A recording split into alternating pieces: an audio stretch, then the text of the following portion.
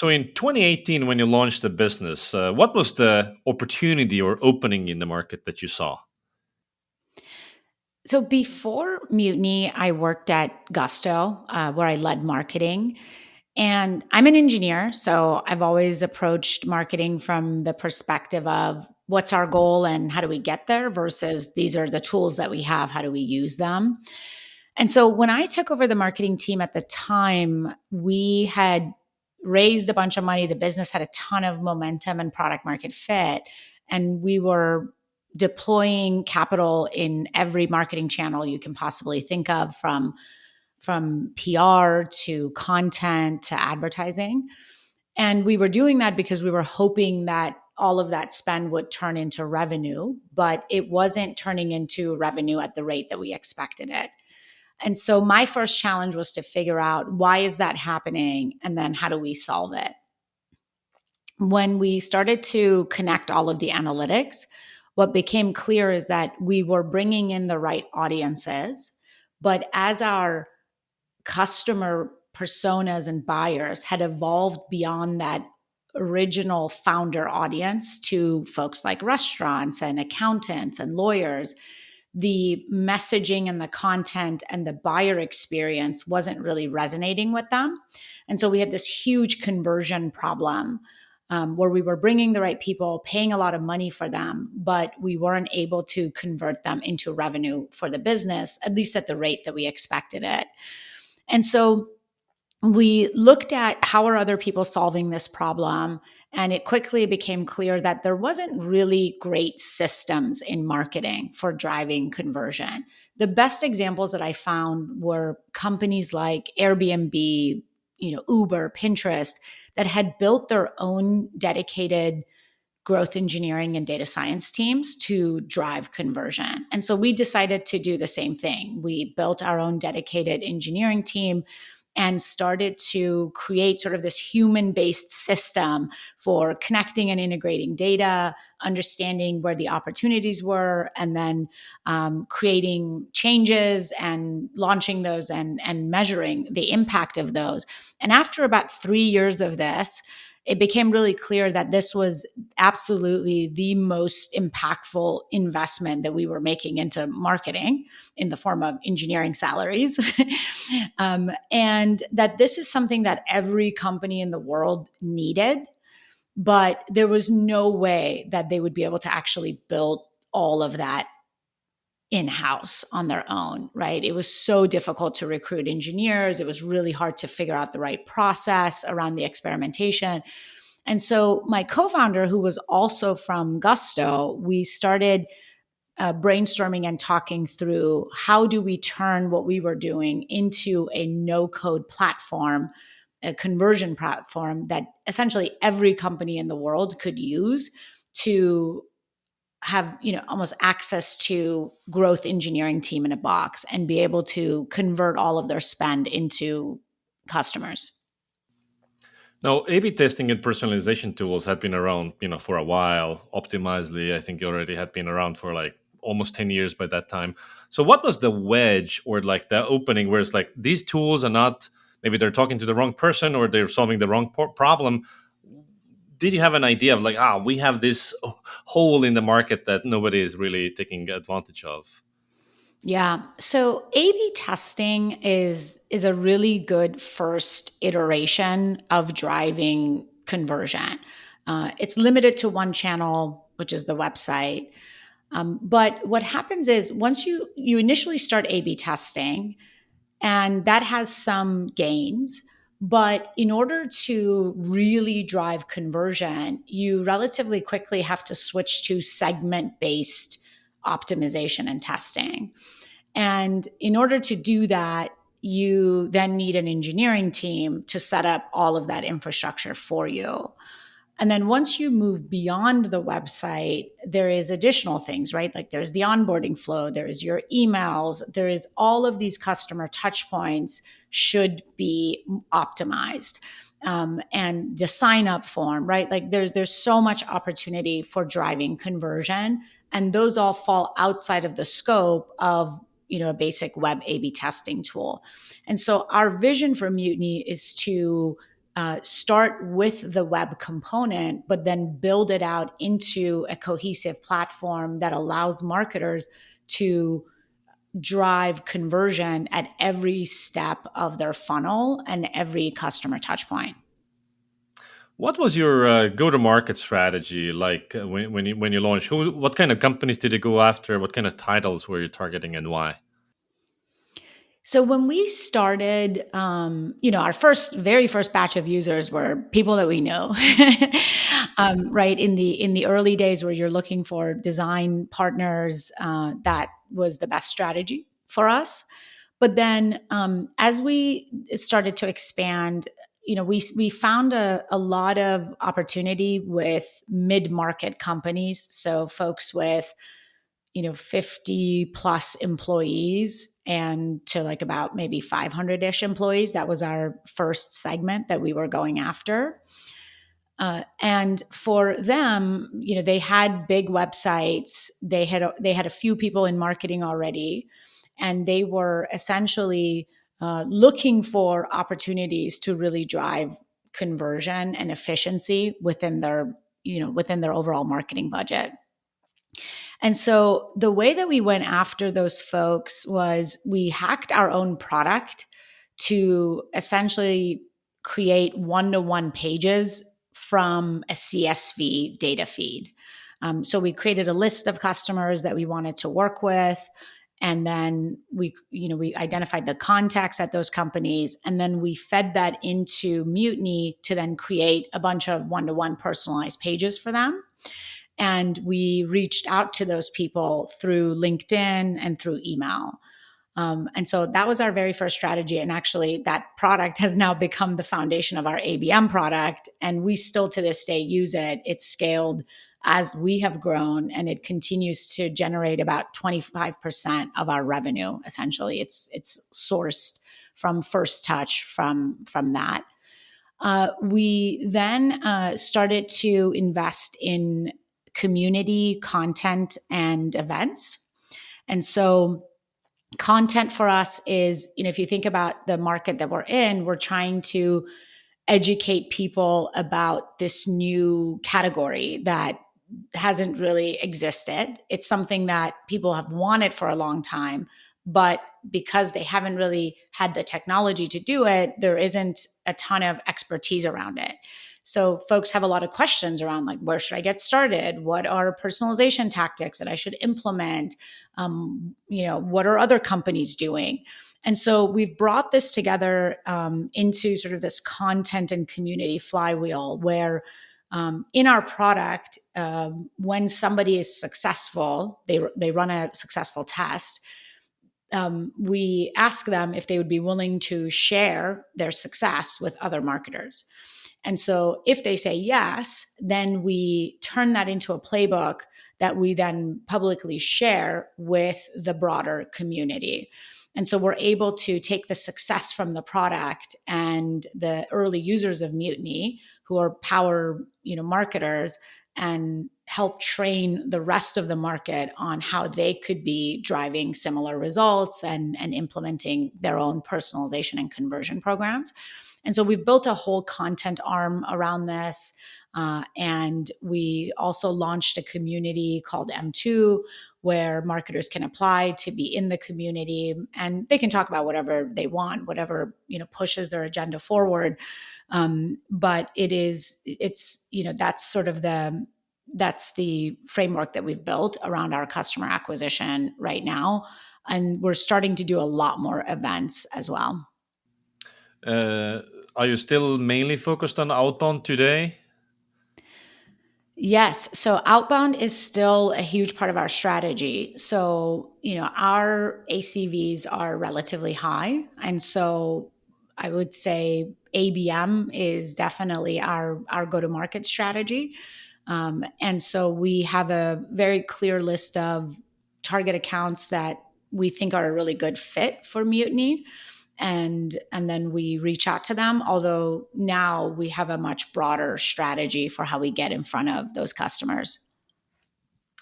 I've seen your marketing. I've seen the sales pitch that you guys do, and I was personally very impressed. And having been in the broader space of experimentation for the last 10 years, I want to say that how you guys do marketing and sales is quite different from the other, let's say, players in the space.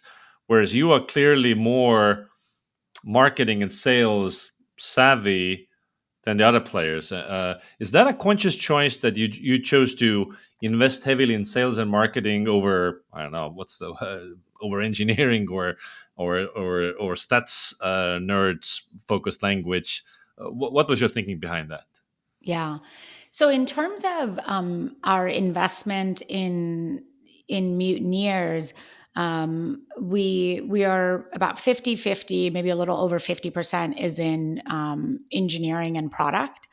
And so we do the standard ratio that a lot of R&D focused companies like ours have.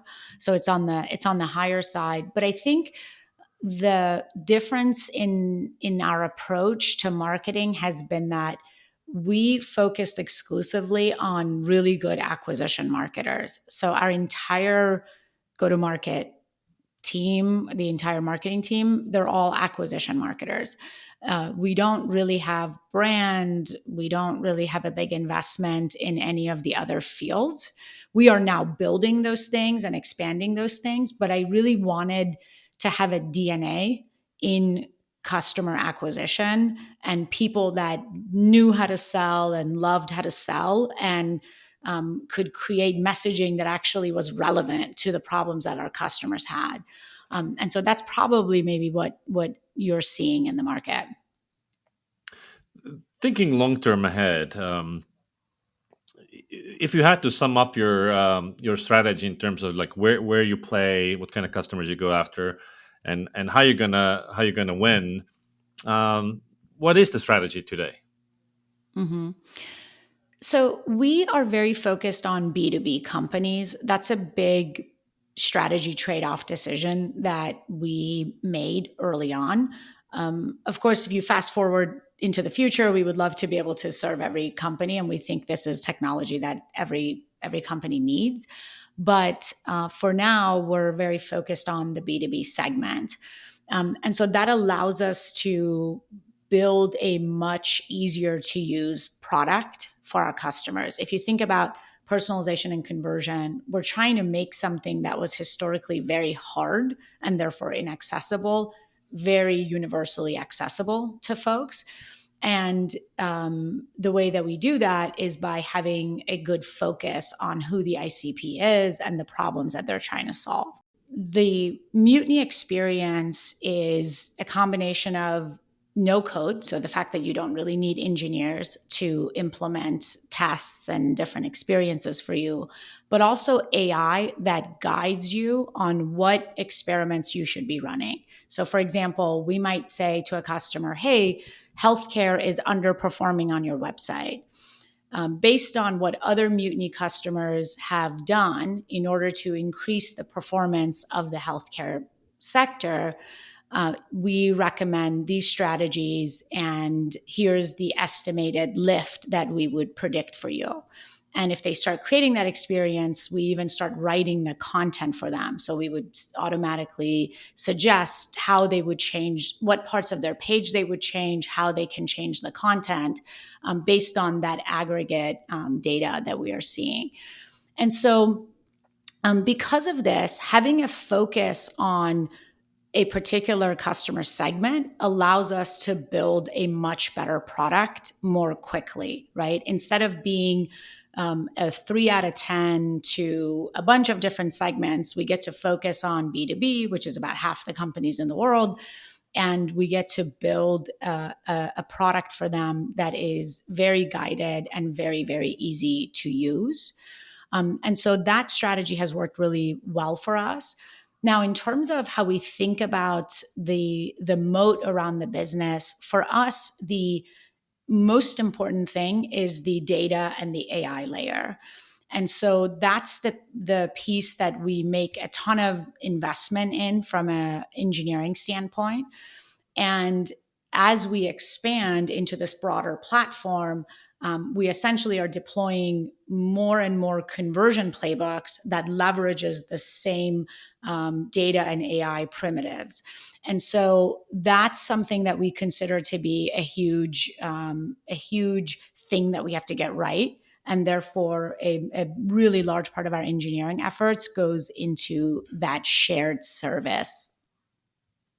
What do you think about the idea that every technology eventually gets commoditized, including AI capabilities, and the only long-term competitive advantage is brand-related, things? What do you think about that? Well, I think I was actually talking with one of the co-founders of Gong, and we were talking about differentiation and moats, and his perspective was that, hey, ultimately everyone's going to copy each other, and so really the only winning strategy is speed and how fast you're innovating and staying ahead of the game. And I completely agree with that. So one of our values is faster always wins. I think it's really important that you are the leader and are constantly innovating and building the next version, because your competitors, the more successful you are, the more people are going to copy what you have put out there. We've already seen this happen, with Mutiny, as we've become the market leader. Right, we're seeing people use our exact terminology, and I think that's okay. It's expected, and I guess in some ways it's a compliment. But I do think that it is possible to invest in long-term moats. So for us, that is the data set. And so the data set that is the byproduct of using Mutiny is who it's which B2B segments saw what types of personalizations, and did it lead to an increase or decrease in conversion. So we're building this data set around what are B2B buyers responding to, and that data set then powers the guidance that we offer inside of Mutiny. And so that is something that you can't really copy. And we are already seeing that be a huge differentiator for why people choose Mutiny, and also why they're a lot more successful with Mutiny. But that's something that we believe will be a long-term moat around the business. Looking back at lessons learned while building a Mutiny, what are some three pieces of advice you would give to fellow B2B SaaS founders? So one of the most important things that we did early on when we were building Mutiny was we became an extension of our customers. And I'm talking about the pre product market fit phase.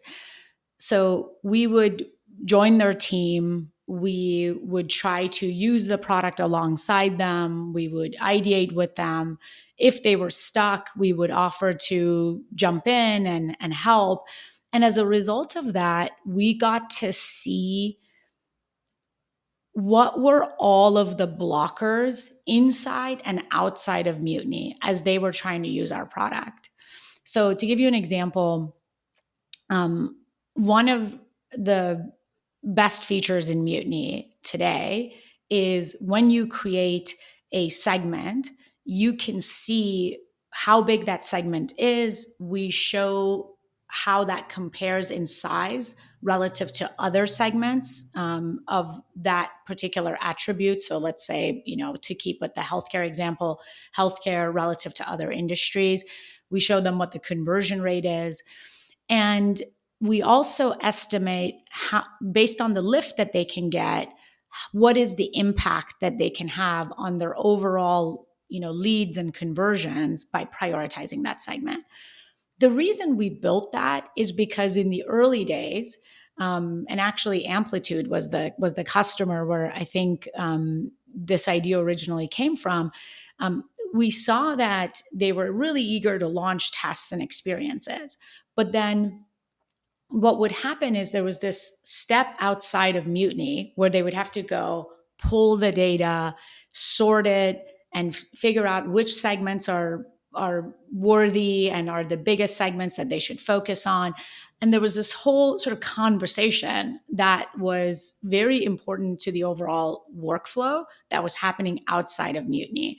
And so we decided to, once we understood exactly what the crux of that was, we then built the simplest UI that allowed them to fully solve that problem inside of the product.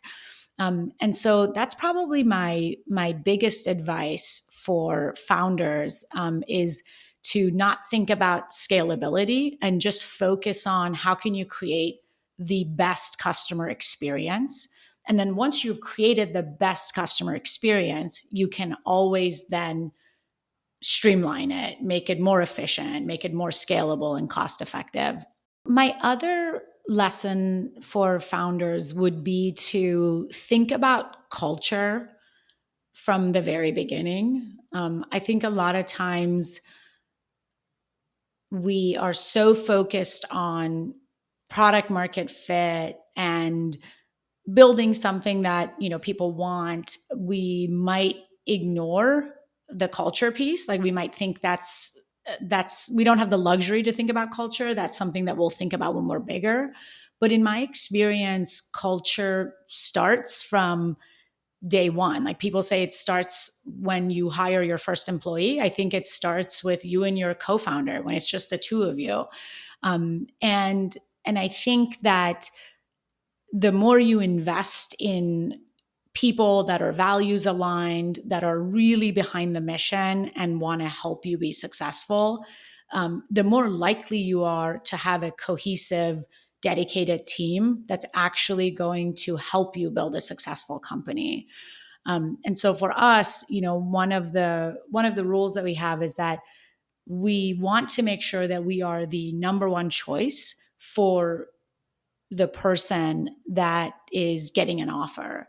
And the reason is we don't want to necessarily win on compensation or on things that don't matter. Like we want their heart to be in it and to essentially be like, you know what, this is the place that I want to go to. And because of that, I think we've been able to create a very cohesive culture. And, if you look back at the past few years, it's been a really crazy market, right? With the pandemic and then, all of a sudden the V-shaped recovery and then back down with the recession. And so it's just very actually helpful to know that the team is fully committed, and to be able to just focus on the customer, focus on the product that we are building for them.